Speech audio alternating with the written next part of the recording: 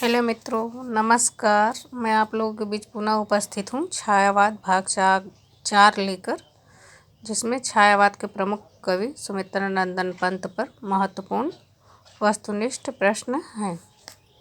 प्रश्न संख्या 1, सुमित्रा नंदन पंत की समय सीमा क्या है? ऑप्शंस हैं 1900 ईस्वी से 1977 ईस्वी तक, 1900 से 1978 ईस्वी तक, 1900 ईस्वी से 1979 ईस्वी तक और 1900 ईस्वी से 1980 ईस्वी तक। तो सुमित्रा नंदन पंत की समय सीमा है 1900 ईस्वी से 1977 ईस्वी तक। प्रश्न संख्या 1 का सही उत्तर है ऑप्शन ए 1900 ईस्वी से 1977 ईस्वी तक। प्रश्न संख्या 2, छायावाद का विष्णु किस कवि को कहा जाता है? ऑप्शंस हैं जयशंकर प्रसाद, सुमित्रा नंदन पंत, सूर्यकांत त्रिपाठी, निराला, मुकुटधर पांडे। तो छायावाद का विष्णु सुमित्रा नंदन पंत को कहा जाता है। प्रश्न संख्या 2 का सही उत्तर है ऑप्शन बी सुमित्रा नंदन पंत। मित्रों, छायावाद का ब्रह्मा जयशंकर प्रसाद को कहा जाता है, छायावाद का विष्णु सुमित्रा नंदन पंत को कहा जाता है और छायावाद का शिव या महेश या शंकर सूर्यकांत त्रिपाठी निराला जी को कहा जाता है तथा छायावाद की शक्ति महादेवी वर्मा जी को कहा जाता है। प्रश्न संख्या 3, निम्नलिखित में से पंत जी के उपनाम क्या हैं? ऑप्शन है प्रकृति के सुकुमार कवि, छायावाद का वर्ड्सवर्थ, संवेदनशील इंद्रिय बोध के कवि, सभी। तो मित्रों, ये सभी उपनाम पंत जी के ही हैं। प्रश्न संख्या 3 का सही उत्तर है ऑप्शन डी सभी। प्रश्न संख्या 4, सुमित्रा नंदन पंत की पहली कविता कौन सी है? ऑप्शन है खादी के फूल, शशि की तरी, गिरजे का घंटा, पतझर। तो सुमित्रा नंदन पंत की पहली कविता है गिरजे का घंटा। प्रश्न संख्या 4 का सही उत्तर है ऑप्शन सी गिरजे का घंटा। प्रश्न संख्या 5, निम्नलिखित में से पंत जी की प्रथम छायावादी रचना कौन सी है? ऑप्शन है उच्छ्वास, ग्रंथि, पल्लव, अतिमा। तो छायावादी प्रथम रचना है पंत जी की उच्छ्वास। प्रश्न संख्या 5 का सही उत्तर है ऑप्शन ए उच्छ्वास, जो 1920 ईस्वी में लिखी गई।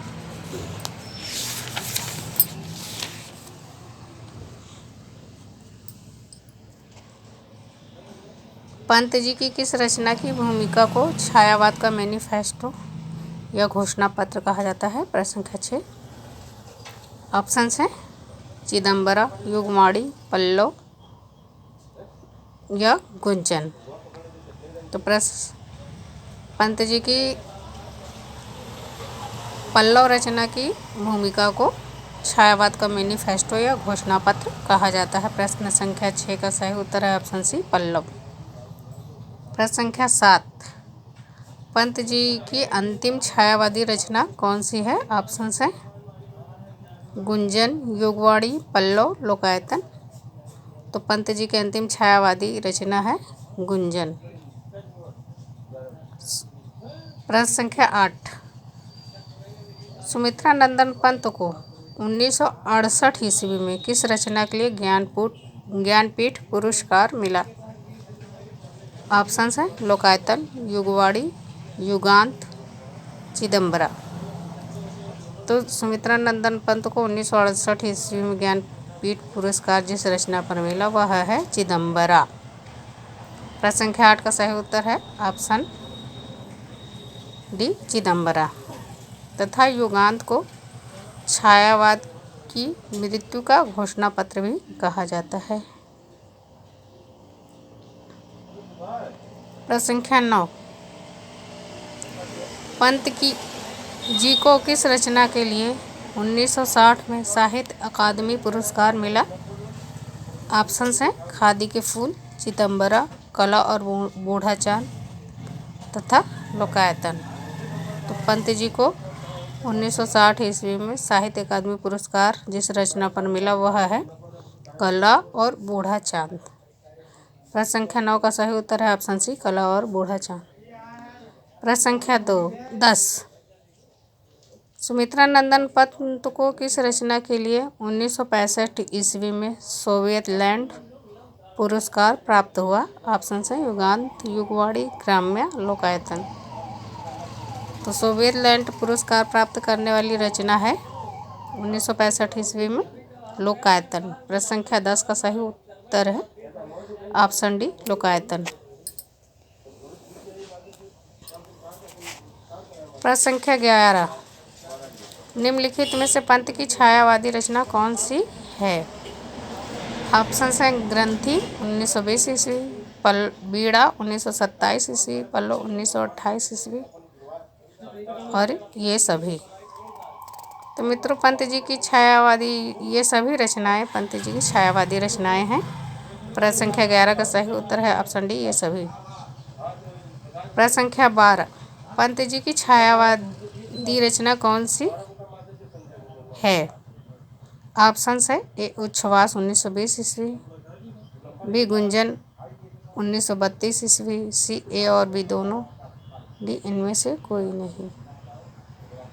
तो मित्रों, पंत जी की छायावादी रचना उच्छ्वास 1920 ईस्वी भी है और गुंजन 1932 ईस्वी भी है।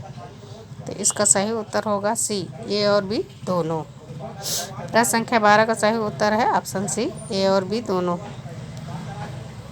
प्रश्न संख्या 13, सुमित्रा नंदन पंत की प्रगतिवादी रचना कौन सी है?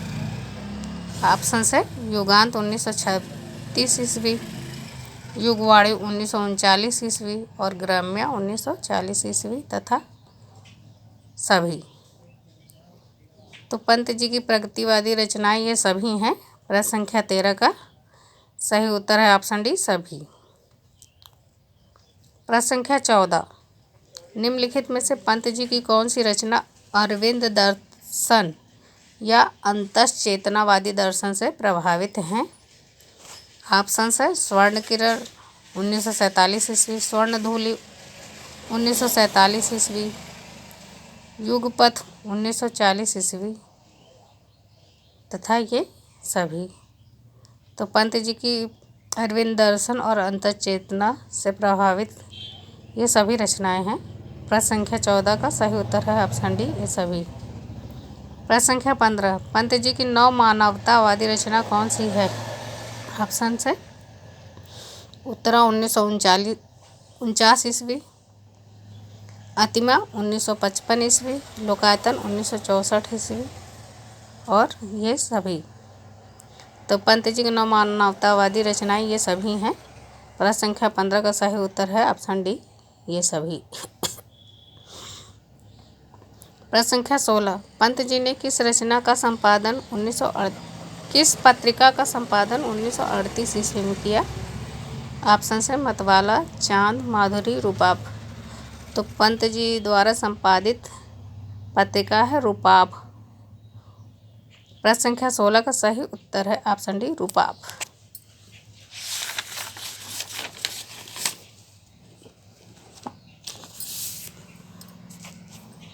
प्रश्न संख्या 17, प्रकृति के कठोर रूप का दर्शन पंत ने अपनी किस रचना में कराया है? सॉरी मित्रों। ऑप्शन है परिवर्तन, खादी के फूल, लोकायतन, उच्छ्वास। तो प्रकृति के कठोर रूप का दर्शन पंत जी ने अपनी रचना परिवर्तन में कराया है। प्रश्न संख्या 17 का सही उत्तर है ऑप्शन ए, परिवर्तन। प्रश्न संख्या 18, पंत की कौन सी रचना महात्मा गांधी के जीवन पर आधारित है? ऑप्शन है चिदम्बरा, लोकायतन, अतिमा, कला और बूढ़ाचार। तो महात्मा गांधी के जीवन पे जो रचना पंत की आधारित है वो है लोकायतन। प्रश्न संख्या 18 का सही उत्तर है ऑप्शन बी, लोकायतन। प्रश्न संख्या 19, पंत ने अपनी किस रचना को प्रगतिवाद की युग की वीणा का बताया है? ऑप्शन है युगांत, युगवाणी, ग्राम्य, चिदम्बरा। तो पंत ने अपनी जिस रचना को प्रगतिवाद की युग की वीणा बताया वो है युगवाणी। प्रश्न संख्या 19 का सही उत्तर है ऑप्शन बी, युगवाणी। प्रश्न संख्या 20, सुमित्रा नंदन पंत ने छायावाद का प्रतिनिधि कवि किसे माना है? ऑप्शन है सुमित्रा नंदन पंत को छायावाद का प्रतिनिधि कवि किसने माना है। ऑप्शन है रामचंद्र शुक्ल, हजारी प्रसाद द्विवेदी, डॉक्टर नगेंद्र, डॉक्टर रामकुमार वर्मा। तो सुमित्रा नंदन पंत को छायावाद का प्रतिनिधि कवि मानने वाले आलोचक हैं डॉक्टर आचार्य रामचंद्र शुक्ल। प्रश्न संख्या 20 का सही उत्तर है ऑप्शन ए आचार्य रामचंद्र शुक्ल। प्रश्न संख्या 21 सुमित्रा नंदन पंत को छायावाद का प्रवर्तक किसने माना है। ऑप्शन है रामचंद्र शुक्ल, डॉक्टर गणपति चंद्र गुप्त, नंद दुलारे वाजपेयी, नामवर सिंह। तो सुमित्रा नंदन पंत को छायावाद का प्रवर्तक मानने वाले विद्वान हैं नंद दुलारे वाजपेयी। प्रश्न संख्या 21 का सही उत्तर है ऑप्शन सी नंद दुलारे वाजपेयी। तो मित्रों आप हमारी वीडियो को देखिए, लाइक कीजिए, सब्सक्राइब कीजिए तथा कमेंट भी कीजिए। धन्यवाद मित्रों।